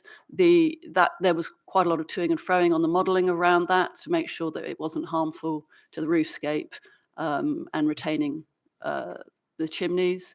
The front of the property, which is clearly the most significant attractive part of the building, is not touched at all by the proposals. It will be redecorated. In fact, that's already happening to the front. But there will be no PV panels to the front or dormers to the front. All of the interventions are to the rear. But actually, we think that is beneficial to the building as a whole, and it will make a better end result than the current situation in terms of the conservation area. Thank you. And I'm just curious about why you settled on this final configuration of the building, because obviously you're getting 7 additional flats, but they are smaller. There's more one beds and less larger ones. And I would just like to understand, because you could have sort of worked within the existing footprint, I suppose, or you could have. There were other ways you could have cut the building up to retrofit it and all the good stuff that comes with that, the installation, etc. But I just was wondering if you could explain the mix. Yes, it's really the way that the layout is currently set out. Each wing has 2 flats per wing, but they're sort of very linear, which means they're front to back and they've got very long internal corridors. So all the rooms come off the corridors. The kitchen's at the back and the living room's at the front. And then there's box rooms and bedrooms coming off the middle. So for the way that people like to live today, it's not as nice as a flat that's rearranged. So where there's 2 flats for each wing, it's been divided into 3 flats, and the one at the back has that lovely new bay. So that one is a bigger flat, and then the 2 at the front are smaller flats. And it's really just about how that jigsaw works best. And that's how you end up with the numbers, rather than starting with a number and working backwards. Okay, Councillor Stoughton. Yeah, actually, my question just fits neatly onto that, because a lot of the Edwardian mansions, the geometry of them is often poor, with lots of corridors. So I've looked through the square meterage that you're proposing and what was there before, are you saying, and are we right to interpret, that the actual amount of livable floor space in each flat will be significantly be increased because of the loss of long corridors and fairly unusable rooms? Is that what you're telling us? Depending on how you define livable, but we think it's more efficient, so less wastage, if that makes sense, for circulation space. Right. Any more questions? I can't see any more hand. Thank you. All right, back to Leo. Yes, so I'm just trying to kind of run back through some of the main points that were raised by the objectors. Maybe just to start with the the over reliance on one bed units. The applicant did provide some marketing evidence that they'd kind of been through to see what kind of mix would be appropriate for the area, and the conclusion of that was that because of first of all the highly accessible location, second of all the actual site issues with the building itself in terms of access. It's very difficult to put a lift access into a building like this, so in terms of step-free access, it was the idea was that it was probably going to be more suitable for younger demographic there.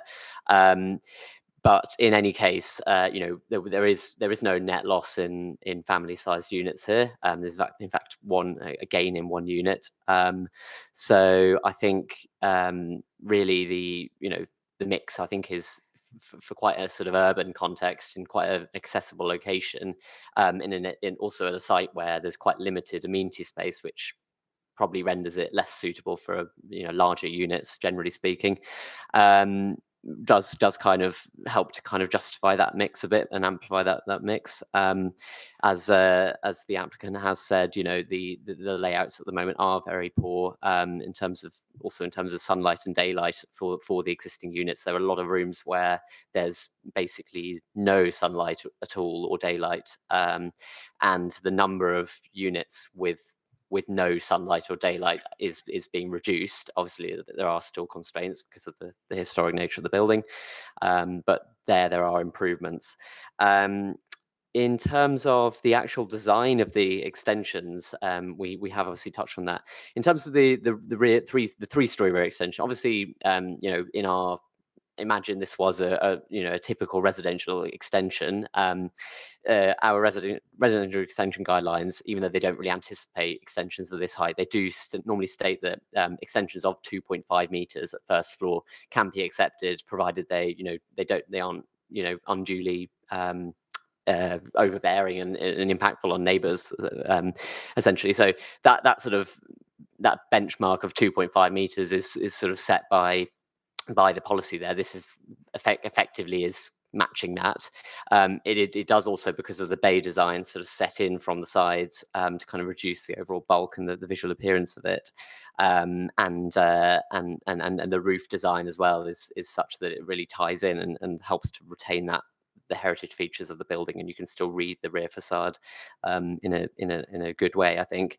The dormers, I do think are sufficiently modest in scale, even though they aren't quite set down from the ridge as we would normally expect in a conservation area. They are still set down by quite a considerable margin, 0.75 meters, which is only a fraction less than the 1 meter normally expected. And there is a very generous 1 meter setup from the eaves that I've discussed, and the dormers themselves are quite narrow in their actual width as well. So I think that design is always subjective, but I do believe that they are sort of respectful and proportionate to the original property here. In terms of the materials, I know that some emphasis was placed on the materials of the Juliet balconies. As I said, a condition would be put in place to ensure that the finishes of those would be consistent with the rest of the building.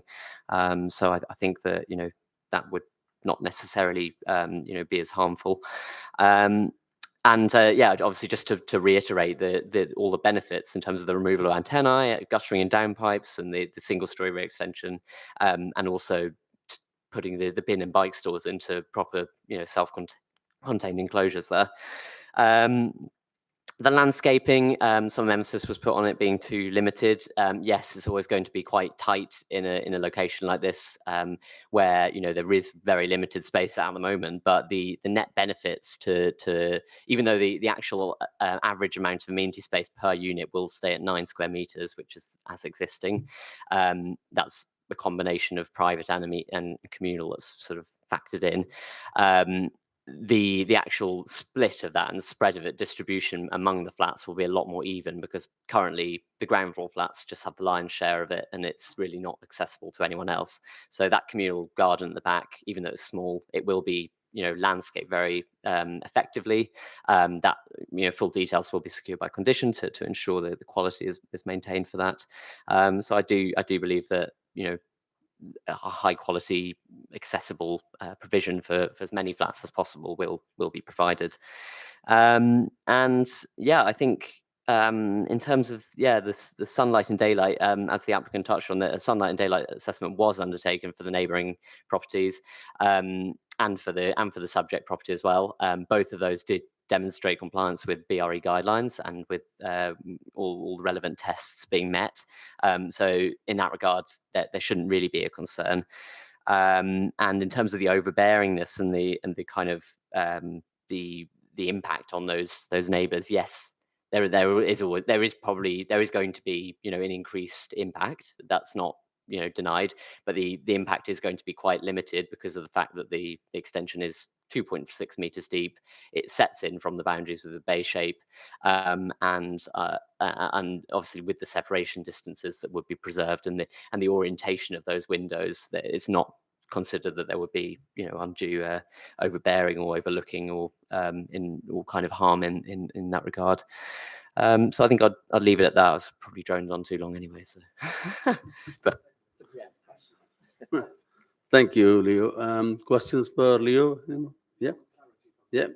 The pictures we've got up now, the one, if you turn round, or the one to that side, yeah, where's that looking? That's looking down, so you can see the rear elevation of Playdale Avenue on the left-hand side on that picture, and then on the right-hand side is the rear elevation of the property. I thought that, and yes.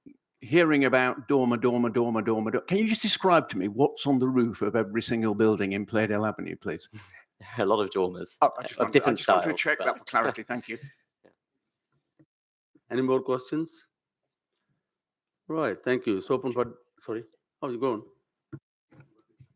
Sorry, just a quick question to Leo. I heard is the garden space or space between the two buildings is originally 25 meters, going to be reduced to 22. Is that right? Yeah, so sorry. The existing gap is, by my calculations, 23.5 meters from the rear of the balconies, and that's been reduced to approximately 21 to 22 meters. So it's approximately 2 meter, if I'm being generous, 2.5 meter reduction. So we're looking at twice the length of this. I'm guessing that's about 1 meter panels. So the gap from the end of that, so twice the length of this hall. Would you agree? Roughly? Oh, I see what you mean when you said the panels now. Well, I mean, that looks to me is 1 meter. I'm guessing yeah, so, probably less. I've got a tape measure in my bag. Yes. Well, usually they have them in a set length. So Yeah. it looks to me 1 meter. So that's 11 of those. So the property is double the length of this hall. Yeah, I mean, you can see the relationship on this photograph to the right-hand side. You can see the separation distance visibly between those properties. It is a tight urban context. I'm not denying that, but it is an urban context nonetheless. And these relationships are not unusual. I would argue. Thank you. Yeah, it's open for debate. Yeah, Councillor Williams. We've had a lot of talk about subjectivity. I think what it's really been about is balancing and in making judgments based on how to minimize risks and maximize benefits. I'm satisfied from what I've seen that the benefits, particularly to the future residents in the building themselves, And with that, what that brings in terms of insulation to the building, the energy efficiency, the solar panels, all the various things that will bring the building into the modern age. Plus the fact that it is quite sensitively designed. It is retaining in entirety its historic facade in the front. It does look like it's being sympathetically designed in the back.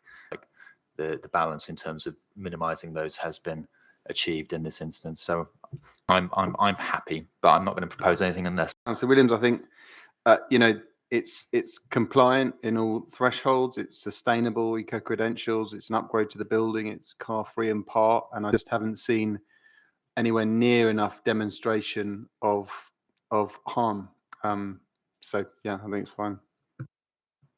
Yeah, I agree with both Councillor Williams and Councillor Baring. I think the benefit to the new tenants significantly outweighs any impact on existing buildings. It's a very comprehensive report, and most of the objections are subjective. Therefore, I move to accept. Okay, so are you proposing it? Somebody proposing? Yeah. I think John just proposed, Okay, but you I propose, will yeah. I will second. And Mr. Williams seconding. It's been proposed and second. So we are taking a vote for the approval of the application. Can I have a show of hands, please, for that? Okay, I'm for that as well. Against? Abstentions? None.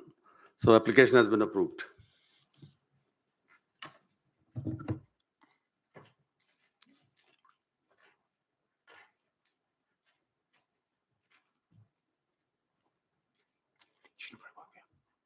Okay. Right. Councillor Mee is not feeling very well, so she has to leave. Yeah. So anyway, so are you okay, or you want to take a break here?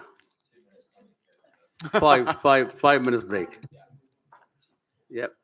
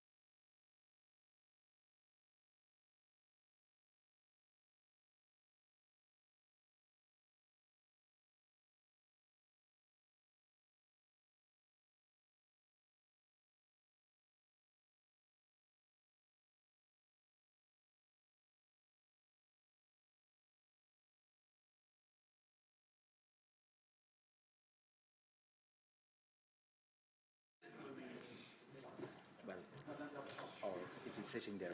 Yeah, Gary, tell me when you're ready. Yep. Okay. Okay. Yeah. Sorry. Yeah.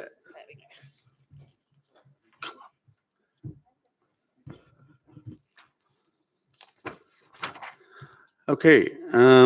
Item 5, Duke's Meadow, Chiswick. That's fine. Have a cup of tea. Right. Okay. Matthew, are you taking it? I am, yes. Thank you, Go on then. Councillor. So this is, we're looking at Duke's Meadow, a very specific part of it. So Duke's Meadows in Chiswick Homefield ward. I'm hoping most of you know where it is. More specifically, it's this red outline within Duke's Meadow, which is just off Dan Mason Drive, next to Barnes Bridge, as you can see from this. Duke's Meadow is council owned. It's Metropolitan Open Lands, and just to the southeast of the red outline is the Chiswick Rugby Club Clubhouse. So this site is owned by the council, but leased to Chiswick Rugby Club. So what has happened is that they have erected a laser tag facility within that red line, which has a fence surrounding it. So the fence is approximately 1.8 meters high, fronting onto the road, and then 4.9 meters high to the rear, as you can see from these slides. This is what it looks like. So it's basically, it's a laser tag facility. I'm not sure what else to say. There's some floodlights there, but those are existing floodlights. There used to be a junior rugby players pitch on this site, and that's now gone. It hasn't been used for a while, and then that's been replaced by this. There's also some trees in the boundary, but the trees are retained as part of this proposal. I will just say, so it's a recreation facility in Metropolitan Open Land. So obviously we afford the Metropolitan a high degree of protection. It's measured at the same level as Greenbelt in terms of protection within our policies. So it's the policy suggests that you can't develop in Greenbelt with certain exceptions. One of the exceptions are that suitable recreation facilities. So we're recommending this is a suitable recreation facility in the Metropolitan Open Lands, and therefore it's recommended for approval. So if it's okay, I'll leave it at that, Chair. Thank you, Matthew. Questions for Matthew? No? Right. Can I invite the objector, Roy Forshaw, please? Mr. Forshaw, you've got 5 minutes, and we'll remind you when 30 seconds left, yeah? So again, I'm showing you Mr. Forshaw's photos that he's provided on the screen in front of you. Thank you. Okay, I'll go back a little bit. That I think this should have been mentioned in the planning application, is that there was a GLA agreement, goes back to 2018, which was the Duke's Meadows Development Plan. And some of us refer to it as the Latimer Plan. This was a major development for football, rugby, hockey, rowing, major development. And everything was going smoothly until, I believe, 2020, when Latimer pulled the plug on the finances. That left the rugby club and the football clubs and the hockey club actually without changing rooms or facilities. So what happened then is that the rugby club approached the laser tag people to generate a revenue stream which would then allow them to finance an £80,000 loan to make the difference on the planning schemes. So what we've seen now is that GLA said that there should be no building on the Duke's Meadows areas outside the footprint of currently existing buildings. The only exception that they allowed was the building of a groundsman's flat. Okay, so there would be no other building. And they also stipulated it was for community use, right? So what we have now is that Chiswick Rugby Club have now taken over this laser tag group. But as far as I can tell, the laser tag Adrenaline Rush is a privately held company. And basically you can only book for the laser tag via their website. This is not part of the rugby club that they say they are operating. It's done directly via Adrenaline Rush. Now, the F2 description that you talked about, which was recreational, okay, I find that difficult, principally because if you look down in your own planning application 7.9, there was no specific allowance for community use. No, this is a commercial enterprise that charges £26 for 90 minutes of play, okay? Generates a substantial revenue scheme. I look back at one Saturday in January, and there were 6 sessions available, 35 people per session, and 3 were fully booked, and the 1 partially booked. And that generated £3,200 of revenue. Now, I would suggest to you all here, and I've learned a lot by listening to the meetings here, this doesn't seem to me to be community use, okay? There are many people in our borough that could not afford £26 to take a child for laser tag. I would stop there because I could carry on, that this has been going on for such a long time. Here I see the slides. This is transport is an issue. There is illegal parking, there is a narrow road, mixed traffic, mixed cycling, pedestrians, no footpath, okay? I have other slides, but you can flip through them. There, here you go, hold that one. It's double yellow lines and has been for quite a period, okay? This is the access point through the railway culvert, okay? Parking on double yellows, parking on the pavement when it's available, and cars coming down to turn around. Next one, please. Okay, here is the much vaunted hardcore parking area, okay? It's a mess. The lady and the young man ahead of me negotiated absolute mayhem through the traffic to get to this point. And this is just right behind 30 the seconds, laser tag. Speaker. Okay, next one, and that's about it. Okay, these are signs that were erected in October, okay? And it says to me that this Adrenaline Rush is the actual operator and owner of this site and has had no operational function from Chiswick Rugby Club. And I'll leave it there. I'm open to questions. Thank you. Questions for Mr. Poser? Yeah, start, please. Yeah, thank you very much for that, sir. I'm possibly the only one, but I'm struggling to see what your actual objection is, other than that there appears to be an inappropriate use by someone, and we're not quite sure who that someone might be, whether it be Chiswick Rugby Club or Adrenaline Rush, or are they the same thing? And Well, if that's thank you, sir. If that's the case, I think we'd have to look at our lawyer and say, what is the issue here? Are there, because you've not mentioned what we might consider any material planning objections. Yeah, I would agree with that. I'm not certain the relevance. Sorry, let's put it another way. I would suggest to members that the ownership issue is not an issue for you as the planning committee. It's the planning issues. And from what was said, the only issue I saw was in relation to sorry, I'm not saying it is an issue, was parking. I didn't see any other planning issue that you should be discussing. Councillor Williams, yeah. Hello. I mean, I accept that the traffic down there is bad. As someone who played Sunday League football, I think the last time I was down there, I lost 5-2 to Old Medonians. I think it was one of the games that convinced me it was time to retire. And from my relative regular trips down there, the traffic's always like that. And it's like that because of the sports uses. It's not the laser tag, is it? Or not exclusively the laser tag, is it? I mean, it's the traffic issue is an ongoing, persistent, existing reality caused by all of the various uses down there.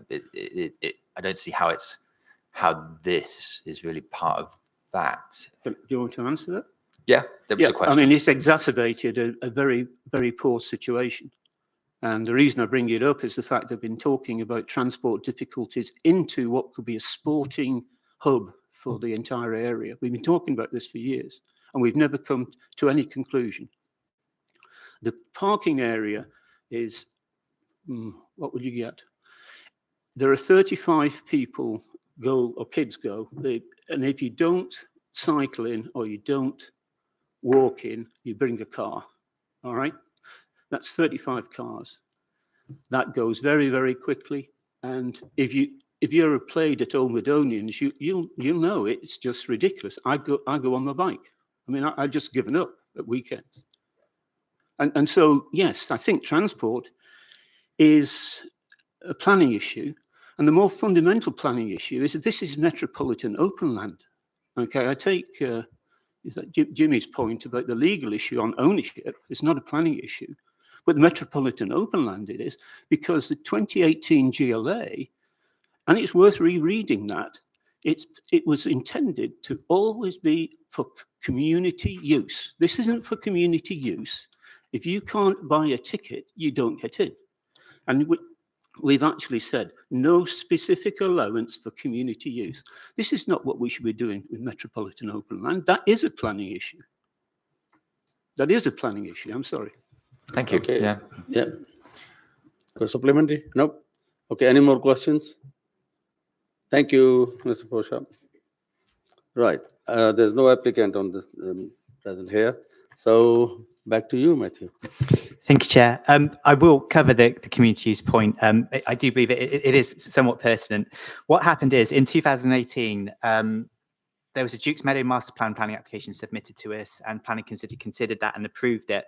So the Dukes Meadow master plan essentially proposed alterations to the rugby club, the changing rooms, additional facilities to the rowing club to the south, a new football pavilion, and then lots of pictures across basically what you're looking at in the screen in front of you at the moment. The GLA commented on that, and they did state that it should be open to community use. And we do have policies within the London plan, the local plan, to encourage community use, co-use of facilities, although they're quite overarching policies. There's nothing specific saying that metropolitan open land has to be all open to the public per se. So there is the point that it is a private facility. But what I would say is that the Dukes Meadow master plan, were that pursued, this does not compromise that. So that those community facilities, were that scheme brought forward, or a scheme like it brought forward, it wouldn't be compromised by this, because the area that you're seeing, the red outline, it was a car park within that Dukes Meadow master plan. That car park can easily be accommodated to this area to the south of the site. And if you do that, that scheme is still deliverable. So that's the reason we took the view that the community use issue wasn't a significant reason. It wasn't a reason for refusal, because there is still the capability of the site to deliver quite a significant community use.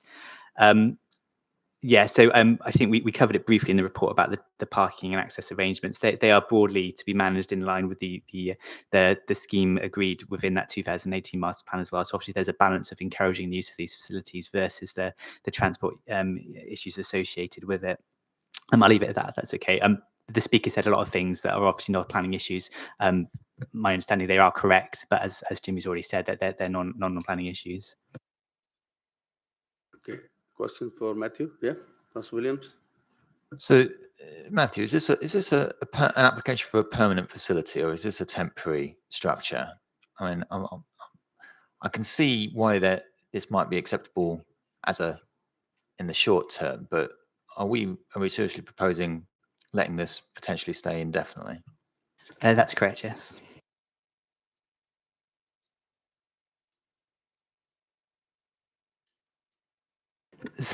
Yeah, sorry.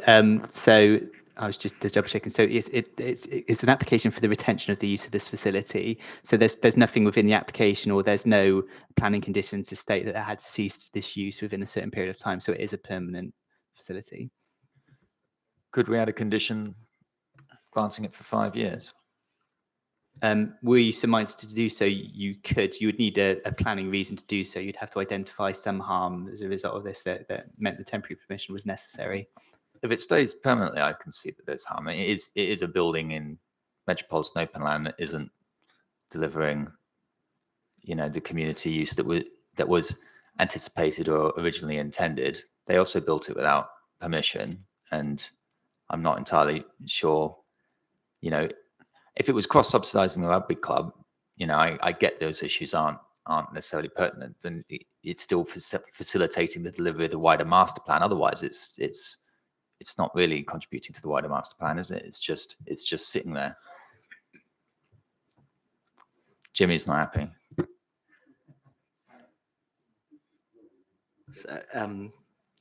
Thinking out loud here, yeah, I mean, it's not the application that's in front of you, and you know, I know it's already there, but if it was another application, an investment needs to be put into for something. It's a different beast for 5 years as opposed to permanent. My only other thought is, and I'll throw this over to Matthew, sorry, and I'm overstepping slightly here as regards a condition, as regards removal at the end if this use ceased, whether that be appropriate. Yeah, that would be appropriate. Yeah. Sorry, I did slightly overstep there, but I just as a thought.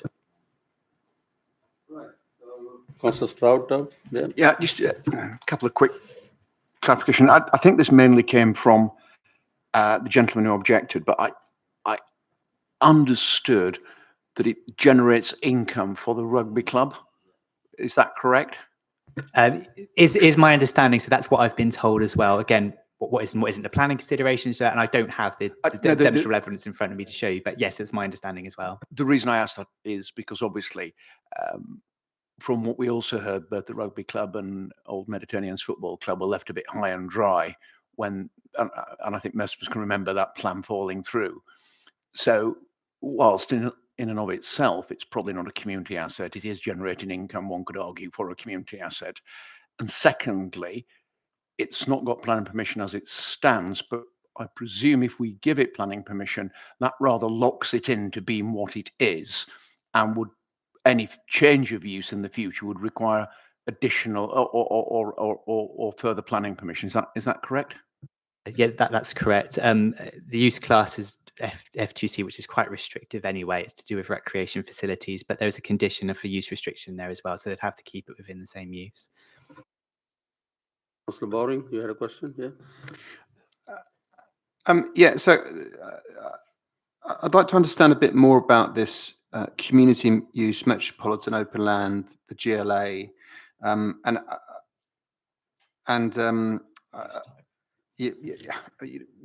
what's the use type? But and also, I mean, I'm minded to agree with Councillor Williams on a temporary 5-year if we can, and if we were to do that, could we do that under the grounds of visual amenity? I think it comes back to considering the scheme proposed in front of you, I think, is what Jimmy's being saying. I mean, you've both made a case, and a reasonably pertinent one, why limiting the use to a certain period of time is necessary, but that's not what's been presented to us tonight, I think is the issue. So are you saying we could not put that in as a condition? I wasn't suggesting, no, I was not suggesting that as a condition. All I was suggesting was that, you know, there might be concern that, you know, it just gets left there. You know, these things are transient, these uses are transient, and it might get left there. And I was just suggesting a condition to say it's removed if the use ceased. But my opinion is that we can't turn around the application into a temporary. And also, Matthew made a very valid point as regards we need justification for a temporary, you know, and I'm unsure either there's harm now or, you know. So we can't turn it into a temporary. I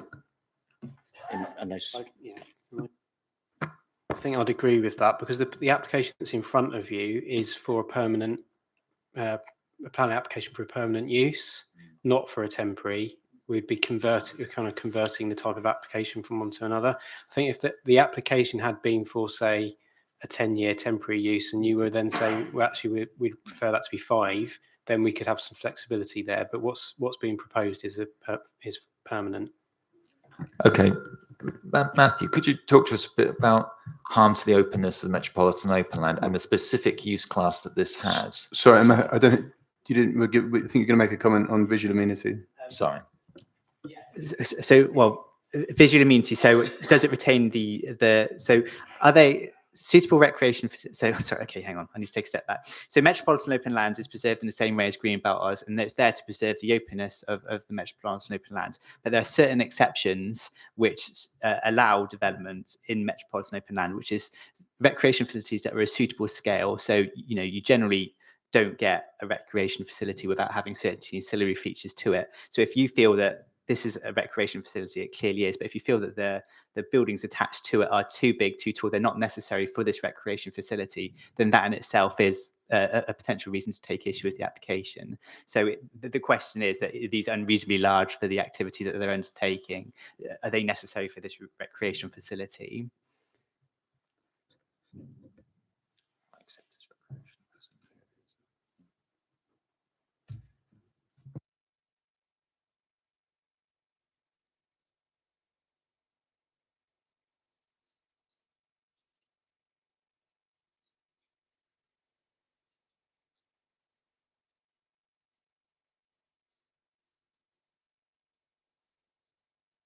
Well, we seem to be a bit of an impasse, don't we, Chair? I don't know if anyone wants to debate or propose anything as it stands. I guess my thoughts are I'm a little uncomfortable that effectively what we seem to be doing, if we accept this, is conceding, one, that it could be there forever, and two, that the original master plan is effectively dead. For the regeneration of this site. I'd be more comfortable accepting the idea that it's cross-subsidizing the rugby club if it was term limited on the basis they were going to come back and build structures in the original application. And you're going to tell me I'm talking about things that aren't planning. Is that right? No, I was talking about a suggestion that needs to come from councillors as regards there's a third alternative on the evening. Well, I'm welcome to a third alternative because it's that one, the one we never do, the deferral.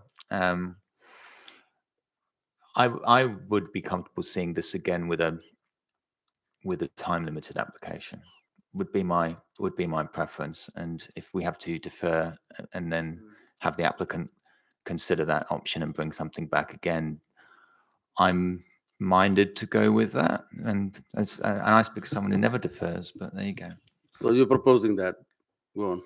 Well, no one else seems comfortable proposing anything, so I'm going to propose that. Okay, somebody seconding it? Councillor Boring? Okay, so you're proposing a deferral? Okay, we're taking a vote on that, to defer the application. Right? Hands up for that, please. Anybody supporting that? Go, yep. Yeah, 1, 2, 3, 4, 5. Against? Abstentions? So it's deferred, obviously, yeah. Right, the application has been deferred.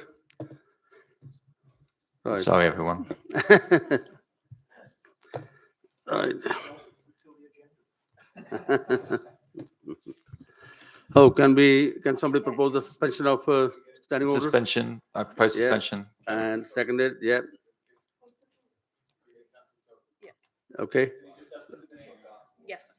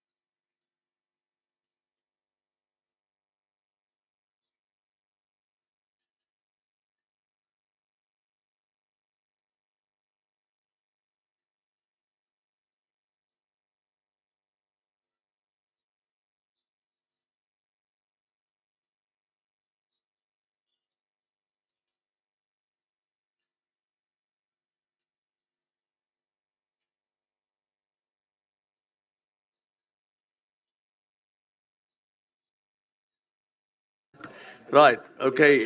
We still got a few items left, so Item 7 now, Sunleys Island, Great West Road, Brentford. I think Matthew's taken that again, yeah?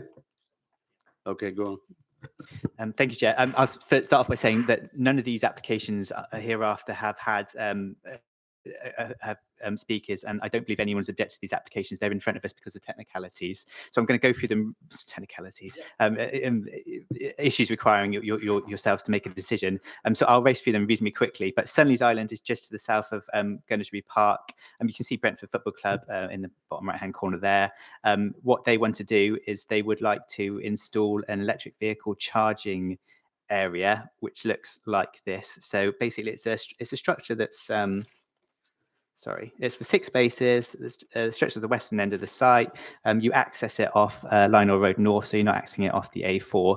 The reason it's in front of you tonight is that we're looking for improvements to the cycleway to the north of the site. So I'll leave it to questions if that's okay. Right. No questions. Debate? Oh, well, there you go then. Seconding? So, moved by Councillor Stouter, seconded by Councillor Todd. Carry on. And we're taking a vote for approval. Unanimous? Unanimous, yeah. It looks good as well.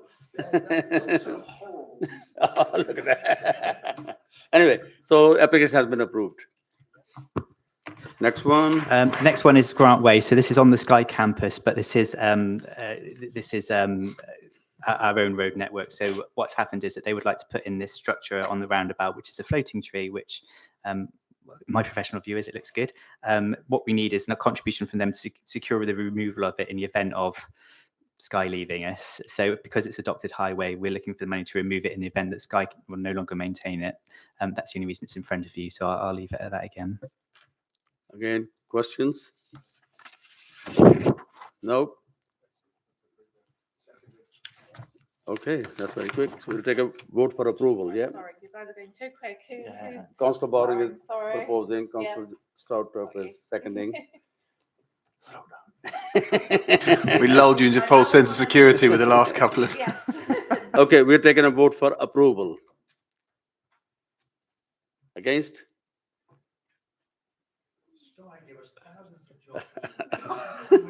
Okay, abstentions? None. So it's been approved, yeah? Can we take item 9 and 10 together, Matthew? Or? I'll present them together. You need to take go on. separate votes. Go on Okay. then, yeah. One of your colleagues, an elected official, would like to have a single-storey extension and an outbuilding. This is on 8 to 10 Avenue Crescent. Both comply with our residential extension guidelines. The rear extension is 3.65 metres deep, which complies with our guidelines. It looks like this.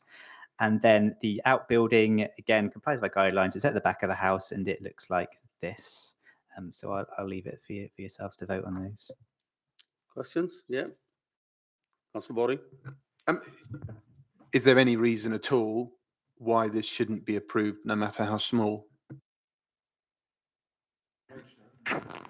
So it complies with our residential extension guidelines, which consider impact amenities, design schemes and such, so on and so forth. So no, we do not believe there's a reason to refuse these applications. You consider it fully compliant? Fully compliant, and were it not for the fact that it was an elected official that submitted the applications, we would have approved these under delegated authority. Great. So the only reason it come to the committee is a councillor's application, yeah? Okay.